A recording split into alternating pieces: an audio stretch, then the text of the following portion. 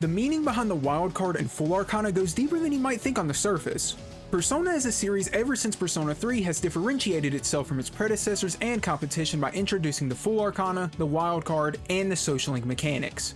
Beyond giving the series a newfound identity with interesting gameplay mechanics, these aspects play an important role for the protagonists we spend dozens of hours growing alongside. Each protagonist has a different reason for being a wildcard, but the core themes are always present across each game. This video will explain everything you need to know in an easy to digest format, and hopefully it can give you a deeper appreciation for the games and protagonists as a whole. I hope you enjoy. There is one key factor that leads all of the protagonists and other prominent characters to awakening the full Arcana: emptiness. Like Igor says in every game, it is like the number 0, empty, yet holding infinite potential within itself. It marks the beginning of a journey. This is obvious enough, but how does this apply to the characters themselves? Each member of the full Arcana without fail is someone who has little to no purpose in life, no hope for the future, and is generally alone. Take the leads of Persona 3 as an example. Whether you're going down the male or female route of that story, both protagonists are apathetic about life and don't care whatsoever about whether they live or die. They just do it in different ways. Makoto Yuki, the male protagonist, approaches his life by totally ostracizing himself from society. Kotane Shiomi, the female counterpart, might make some connections here and there by putting up this fake upbeat personality, but she's just as apathetic as Makoto since she's simply putting a mask on. Both explore depression and responses to trauma in different ways, but the end result of the two of them hating themselves in life remains intact. What this results in is a life of loneliness, apathy, and emptiness, and that alongside death being sealed in them gives them the potential of the wildcard.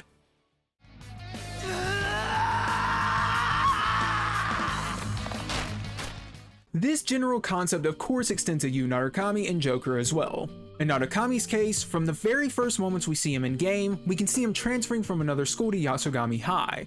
The game itself doesn't show much about Narukami's past, but we hear about how his parents are super busy and have to move a lot due to work. With this in mind, we can infer that Narukami doesn't get to spend much time with his parents, and since he has to move all the time, he never has a chance to make bonds or connections with people, as evident by how depressed he looks in that opening cinematic. He lives a quiet life of solitude, which fits the setting and theme of the game well since Inaba is a small town. You're bound to make some small talk and connections in that kind of environment. It puts Narukami out of his element since he's lived in the big cities mostly, and after Izanami gives him his potential, he awakens to the wildcard. Joker's case is pretty obvious. He's been falsely labeled as a criminal and sent off to another city and school, so he's probably the most alone out of anyone. We know basically nothing about his relationship to his parents, but considering how little that aspect of his character comes up, we can infer it's probably not the best, especially after the criminal charges were filed. That aspect alongside the trickster game are what allow him to access the potential of the wildcard. Oh, and we can't forget about our girlies Aigis and Elizabeth now. I bet y'all thought I was gonna leave them out, but nah, I got y'all. I saved them for last because they're a special case of awakening to the potential after already having been a Persona user beforehand. Aigis is by far the most obvious example of what the wildcard represents. She starts out as a Cherry and Eon Arcana, but when she loses her will to be a human, that's when she awakens to the power. She wishes away her emotions and humanity out of apathy and loss, which is exactly what ends up happening. She became empty, so she became a wildcard. Elizabeth's case is even more intriguing, because she awakens to the wildcard in Persona 4 Arena after resolving to save Makoto Yuki from the seal. She's honestly one of the lesser empty characters and sort of throws a spanner into the works, as my EU friends would say. But think about it this way. Even in Persona 3 itself, she wished to learn more about herself, strength, and stuff like that. The reason she couldn't ever figure things out is because outside of Makoto, she has no bonds. Sure, she's Margaret's sister, but they don't actually share a connection in any deep way. Once she realizes she needs to be more like Narukami and Aigis to obtain the wildcard, she's starting from zero. She has no bonds, but she definitely has infinite potential and she has the desire to free Makoto from the seal. I mean, this desire is the entire reason Persona 3 and 5 dancing exist. She created that dancing competition thing to see Makoto again. Bet a lot of y'all didn't know about that. Unfortunately, Elizabeth is the only character whose story we haven't seen conclude, but I have my theories about it. I'll probably make a video about that in the future, but let's stay on track. If we want to go beyond even the mainline games, then Wonder from Persona 5 The Phantom X shows this as well. Wonder at the start of P5X was going through the motions like everyone else in society, since everyone's desires had been taken in that world, but he finds this will of rebellion not too dissimilar to how Joker does it in his own game. So we've now established why the modern Persona protagonists have the wild card. It's because they're empty, but why do the old Sona protagonists not have it? What makes the newer protagonists so special? I mean, they have like a pseudo version of it since they can use multiple personas, but it's not the same as the actual wildcard ability. Well, despite them being largely silent protagonists, they are not truly empty. In Persona 1, when Naoya faces his own shadow, his other self says he has a good grip on himself, and his will is rooted nice and deep. The same can't be said for the modern protagonist.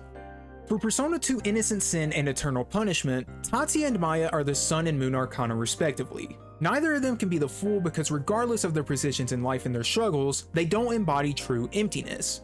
Tatsuya has connections with people like Lisa, but he just shuns himself away from others. He has loneliness, but not the true emptiness. The same goes for Maya, who has connections with people like Mayuzumi and Ulala.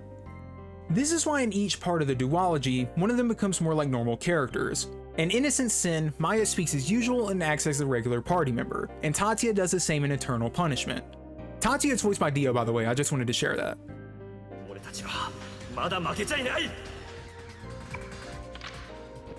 Now, when it comes to the villains who have the wild card, so Adachi and Akechi for example, I mean, we know very well that they're empty as well. Adachi hates his life and only finds excitement in killing people, and Akechi lives solely for revenge. He's got like zero worth to him as a person. The only reason they can't use personas in the same way the protags can is because they have no bonds. Do they have their own version of the Velvet Room? We don't really know, but even if they did, they wouldn't use it since they choose to be alone, which can actually lead me into the next point of this video, which is the growing process of each protagonist. Each of the protagonists share a similar growing process, just a bit differently depending on the themes of the game. This is where the aspect of the social links come into play. In the Tarot deck, there are 22 major arcana, the Fool beginning at 0 and the World ending at 21. The universe and the world share the same number, so this concept still applies to the Persona 3 protagonists. In all the mainline Persona games, each major arcana is represented by a social link, and canonically the protagonists probably complete them all, there's really no reason they wouldn't. According to Mr. Edogawa's boring-ass lectures in Persona 3, the world represents the individual's full awareness and place in the world. By the end of each game, bar the answer, each protagonist awakens to the world or the universe after gaining deeper bonds. This doesn't necessarily mean their journey ends right then and there, which was made clear by the answer, but it's something only the wildcard can achieve. The reason Aigis does not obtain the world or the universe is because she did find her answer to life, but she did not find complete awareness of the world because she never forged bonds with people of all major arcana. In Elizabeth's case, like I said, her story isn't done, so I can only speculate on that for now. For Makoto and Kotane, they gain an appreciation and love for life after growing closer with everyone and finding their reason to live. Narukami evolves past his solitude by forging bonds with the investigation team and Inaba locals, and Joker beats the odds that society put against him by clearing his name as a criminal through the support of his confidants. Despite how the games end with the protagonist going home or, it doesn't matter because the point is they're no longer alone regardless of distance, shout out Fuka by the way. They see the value in themselves as people, so they're no longer empty. You might be wondering, how come they retain the wildcard abilities after finding their own value and evolving past their emptiness? Shouldn't they theoretically be assigned to another major arcana? Well, not really, because once you obtain the world, you're basically a wildcard on steroids. You have the value and the potential by that point, and their journey isn't truly over as evident by the spin-offs. Now let's get a little meta here. Theoretically speaking, yes, me and you, are the Fool and wildcard by proxy of the protags. The Persona series has retained the self-insert silent protag for so long for this reason. Since the protags are whoever, whatever, and however you want them to be, the purpose of this is that the player is intended to feel more a part of the world. Regardless of how you feel about this kind of self-insert design, because trust me, I have my feelings about it as well, it's done with good reason. We are the guiding force of the characters in their journey, and it's not just one static fate the characters hold. Whatever ending you receive is truly yours. What do I mean by this? Well, I'm glad you asked, because this is kind of confusing. Theoretically speaking, whatever ending you get at the end of the day is canon, but how does this work?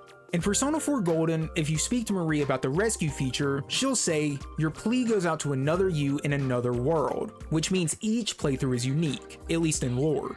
I mean, realistically speaking, unless you're playing with a guide, every playthrough is unique because no one is going to accidentally do everything the exact same way in a 100-hour JRPG, which embodies the Fool Arcana perfectly if you ask me.